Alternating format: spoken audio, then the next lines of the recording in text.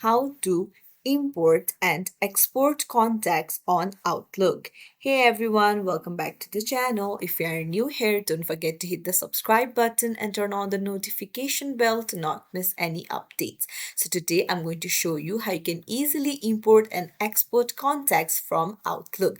Let's dive right in. First things first, go ahead and open up your Outlook and then go to the people section on the left hand side.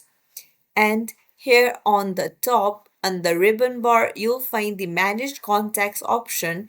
If you tap on it, you can see import contacts and export contacts options. If you want to import it, just tap on it and then you can browse, upload your CSV files and import here.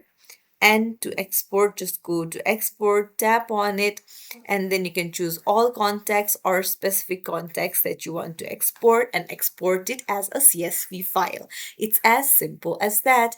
If you found this tutorial helpful, don't forget to like and subscribe to our channel for more tips and tricks. Thank you for watching.